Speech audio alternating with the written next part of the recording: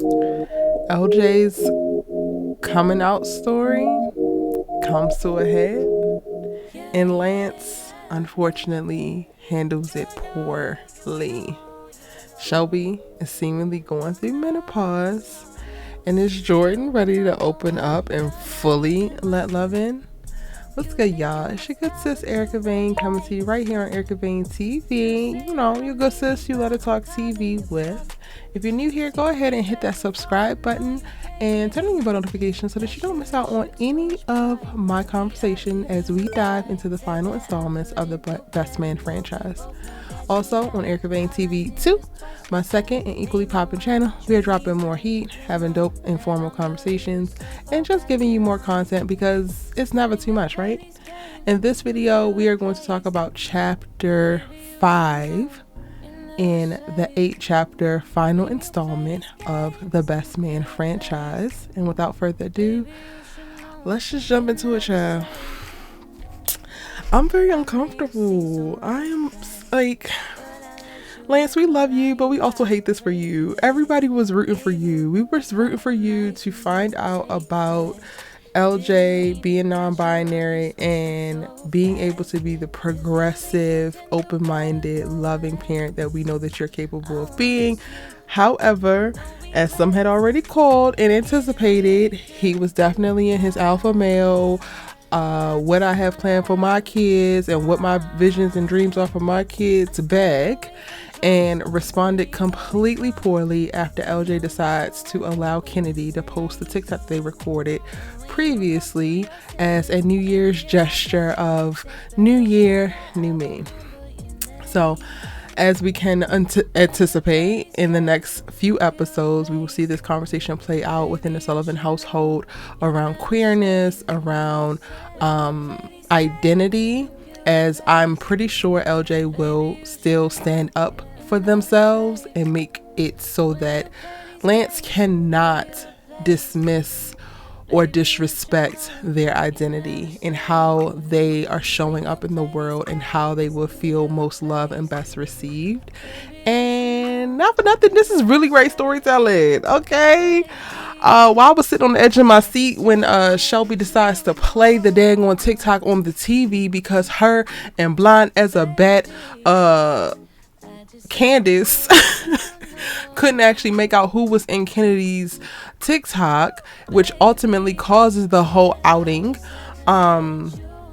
It needed to happen. It was something that LJ was kind of running from and knew that it was right around the corner when they decided to allow Kennedy to go public with that piece of content. I think that this conversation particularly is brilliant in how it weaves in with the rest of the conversations being had with the best man in the final chapters. I think this limited series is doing a phenomenal job of just showing Black people living. Showing Black people living in New York and traversing the very tumultuous waters that is living, learning, loving one another in a society that's not necessarily set up for us, with certain pressures and mindsets and ideals and just different things that you are constantly running into conflict with. The story for LJ brings in a conversation around queerness that was not a part of the Best Man franchise.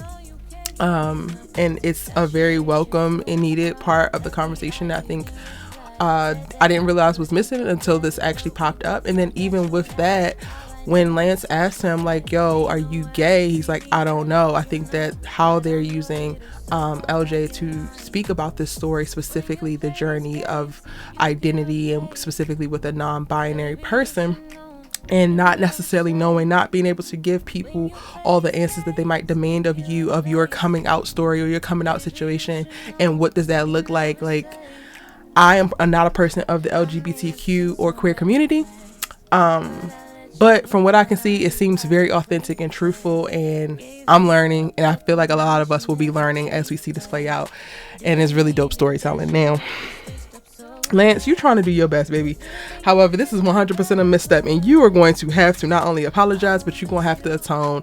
And while you do have Jasmine seemingly coming back into your life in this episode, giving you great advice when it comes to Faith, who was having a panic attack at the top of the episode because nobody was at home to help her take down the tree and do some of the traditions that Mia had done with them that was still very, very important to her in reference to honoring her mom's memory and just keeping certain traditions alive.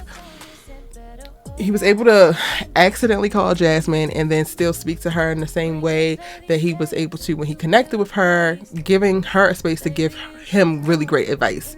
Cool. Jasmine girl, I'm gonna need you to enter the chat and tell him how to handle the conversation with LJ, because completely like dismissing someone when they tell you who they are and how they would like to be referred to and what it is and what it ain't for them in their life is just completely a no-go. And it was to take that off for me. I was just like, oh Lance, do you want to be thrown away immediately, sir? Because we can find a trash can real quick.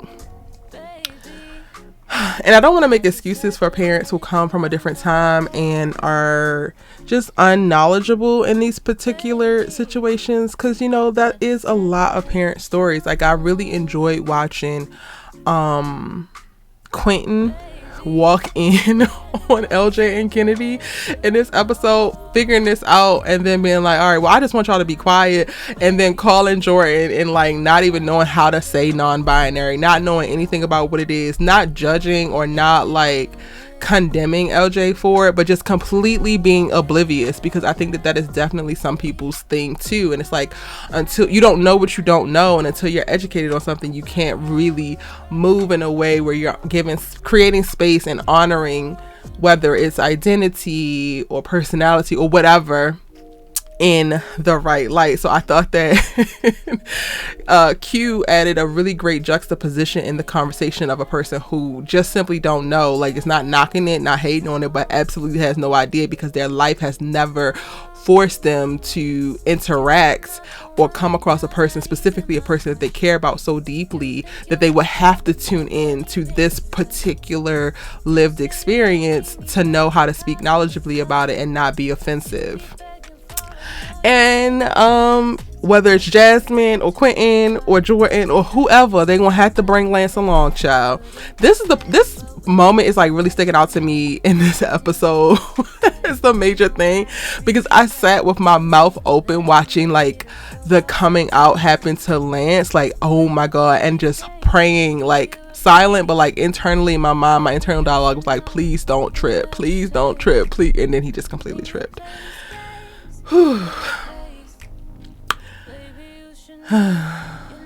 That was a lot. But also happening in this episode, things are coming to a head for Robyn, because Forge and Frolicking homie, cute boy with the vibes and the energy that she is still working with, comes across a really great, cool old jazz spot that's up and available, and it would be the perfect location for a new dream that Robyn has to basically create a restaurant, which is a pay what you can type of restaurant to be able to service the Harlem community.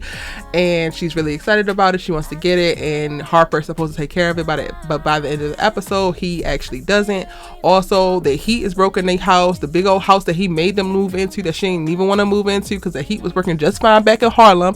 And then he's out doing whatever he's doing, whether it's working on this book or taking meetings or doing whatever. We don't actually get to see him in this episode, and it's only like text messages and calls that happen to like allude to him, and he's like away working. And then we really get the full breadth of what's bothering Robyn when she, is like crying on the balcony a little bit after the clock strikes midnight at Shelby's New Year's Eve party, where she reveals to Lance like, what kind of marriage is this? And Harper is just so tunnel vision on his dreams and what he wants now that he decided that he's going to go down this road of being a serious author or whatever that looks like.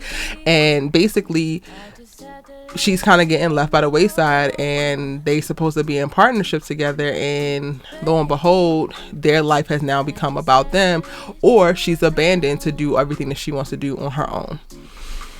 I mean, Robyn, we've been saying you deserve better, girl. But part of me feels like, I don't know about y'all, and let me know in the comment section down below if you agree or whatever your thoughts might be about this. But part of me feels like he did buy the place. He just didn't tell her. So she's still gonna wind up with the place. Hopefully she'll make her move and try to divorce this man, or draw up papers before he gets home and then arrives to it, because it was something about her coming back into the house and the thermostat being fixed after she kept complaining and leaving messages for him that tells me that he's actually back and he's actually doing more than he's letting on. But I don't know, I might be giving Harper a little bit too much grace and a little bit too much space. I don't know.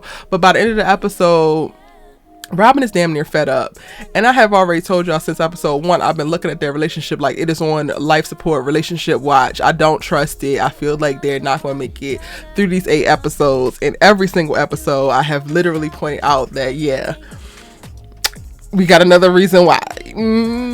Yeah. Another random note. I love how Kennedy and LJ are like BFFs, but I hate how they are not as inclusive or supportive of their little play cousins, Keisha and I don't know the other kid's name, but basically Candace and Murch's kids. Like, why don't they get anxiety wanting to go over there because y'all too bougie and y'all too good? Like, all of y'all's parents is ratchet and raggedy and they came up together, so I'm gonna need y'all to get it together, okay?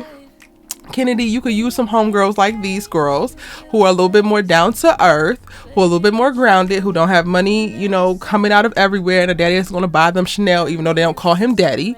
And LJ, like, you understand what it is to be overlooked and oppressed, babe. And I'm not even trying to like call this traumatic situation into effect in reference to this, but like, you should be welcoming of them too. Like, you need to be creating your family, and just Kennedy ain't gonna cut it. Y'all can be fabulous together, but where's the substance, honey? Where's the substance? Also in Lance's arena, y'all, he is shining as a coach, doing really well, and at the top of this episode he is trying to figure out a way to get LJ back to football, because last episode he quit football, which is probably also how the whole non-binary thing hit him so hard by the end, because he had all these dreams of LJ doing what the hell he want him to do, especially on the football field. Sir, let it go. That's all I will say. Let it go. If you are loving this video, be sure to give this video a like, you know, so that other people who might like the video can find it as well. We could push it out there into the YouTube algorithm. Drop a comment as well with your thoughts, theories, and predictions, because your good sis responds to those comments. And hit subscribe if you're new here and it's the first time that you're actually hearing my voice and watching the video.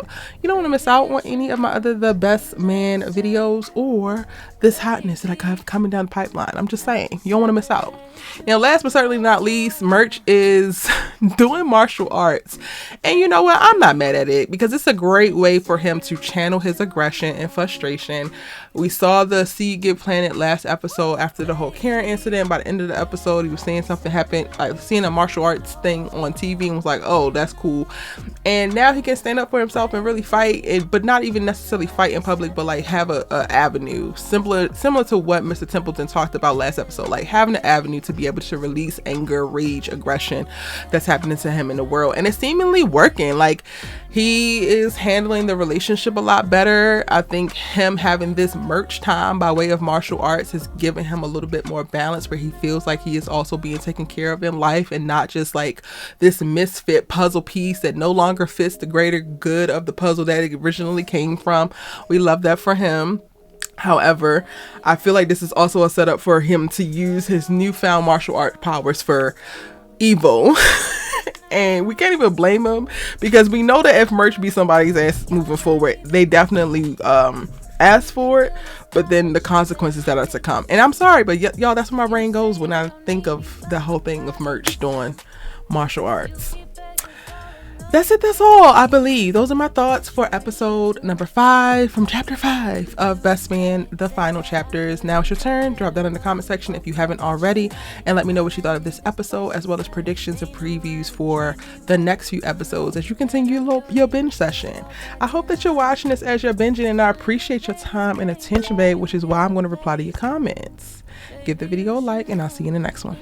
Bye. When you play these games, you give a play.